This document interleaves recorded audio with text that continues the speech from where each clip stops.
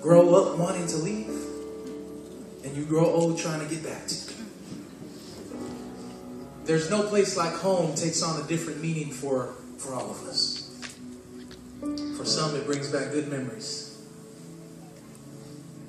We moved to the islands when I was 7.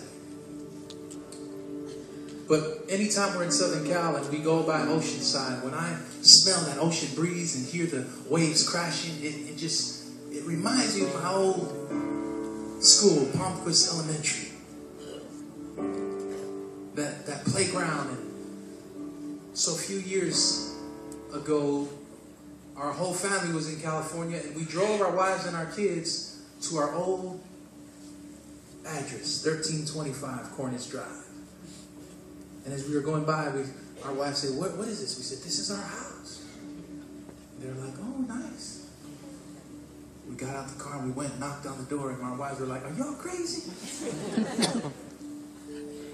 And when they opened the door, the lady said, oh, the Katinas. Oceanside's a small town. And they let us come in. And when we got in, they had just taken out the blue shag carpet that was in there when we sold in the house. I'm not kidding. And they took us back to the master bedroom, if you want to call that, because it was tiny. And we saw the door that went into our parents' bathroom, and there was this mirror still on the door, and I promise, I felt like I saw my mother's face. Maybe miss my mom, who's with Jesus today. And as we were walking through the hallway to our rooms, I mean, that hallway used to seem long, but it was about 5 feet long. We went into the backyard where I used to beat my brothers in football.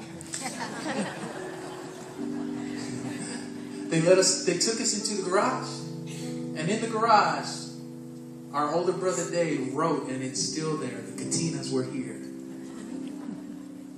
We had a grand time, about a couple hours, and then on our way out, something freaky happened. We were going past the living room, and I looked, and they had the tube TV, probably the same one we had. And on the TV was Bonanza.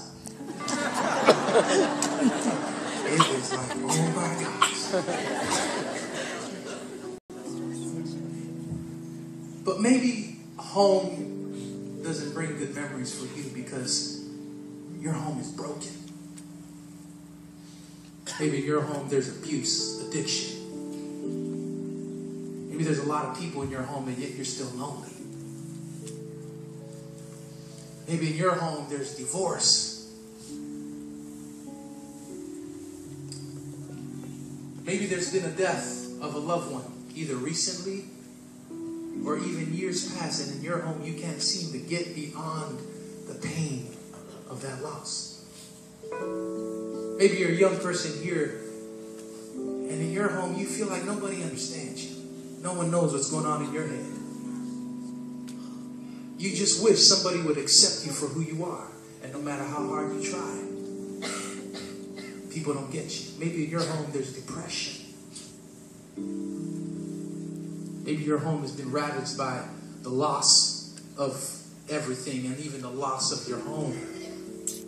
Or maybe you sit around and you have everything money can buy, and yet you're still empty, and you wonder, is there more to life than this?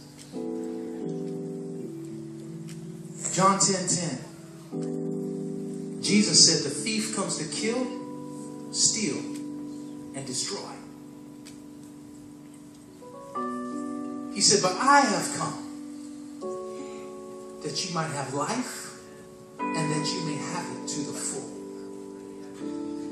That thief, the enemy, that thief, abuse, that thief, anger, that thief, death, that thief, divorce, that thief, racism, that thief, self-righteousness, comes to kill us, steal from us, destroy us.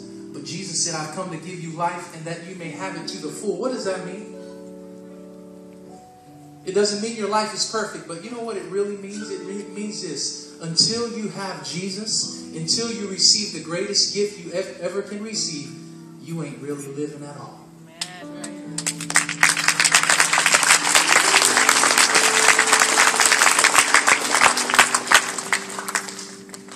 There's a story of an old wealthy man and his son.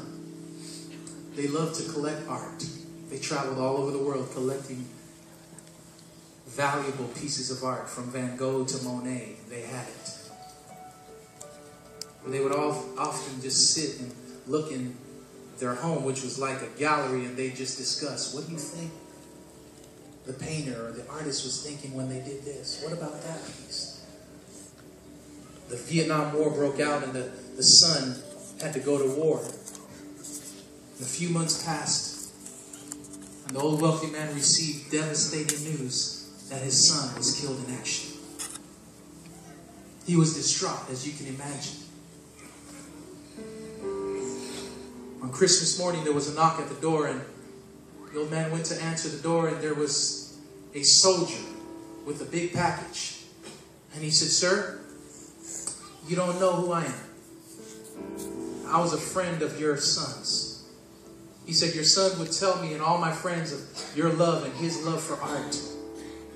He said, "So I came to give you this." The man opened the package, and it was a painting of his son that this soldier had painted. He looked in the eyes of the painting, and his own eyes began to well up with tears because he saw the passion, and it reminded him that Christmas would never be the same. His son was no longer here. He said to the soldier, "Son, what can I give you? Whatever, you name it." The soldier said, "Sir, your son died saving my life. This is a gift. It's the least I could do." So the man took the art and he put it over his mantle. He called it the painting, the son. Anytime somebody would come to look at all of his art, he would first take them to the living room and he would show them his most prized possession. Check this out. It's called the sun. Springtime came and the old man passed away. News spread out all over the world to art collectors that there would be an auction. The following Christmas, in the will of the Father, he said, "When you auction off my estate and these paintings, do it on Christmas. It's the day that I received my greatest gift." So the time came. People gathered from everywhere. The auctioneer pounded the gavel and he said, "We are now starting this auction. First up for bidding is this painting, the sun." Do I hear 100? Do I hear 200? And now the crowd is rumbling, and somebody said, "Come on, man. We came for the Rembrandts and the Raphaels. Let's get on with the real stuff." And the auctioneer continued, the son, who will take the sun?" Somebody from the back said, "Come on, we came for the real stuff. We've got cash here. Let's get on with this. Nobody wants that." He said, the son who will take the sun?" And from the back of the room, a weak voice of an older man said, $10. I'll give $10. Everybody looked back. It was the gardener of the wealthy man. He was also his friend. He knew how valuable this painting was to him. He said $10. And the auctioneer said, $10. Do I hear 20? And some dude said, "Come on, man. Nobody's going to pay more than 10 for that. Give it to him." The auctioneer said, "Sold." He put down the gavel and he said, "Ladies and gentlemen, that now concludes our auction for today." People weren't laughing. They were crazy. Irate. These high rollers were like, "Are you kidding? We came here on Christmas with money to spend from miles away. What are you talking about?" The auctioneer said, "When I was asked to do this auction, there was one stipulation that I wasn't allowed to tell you until after it was done." He said, "In the will of the Father, he said this: whoever takes the Son gets it all."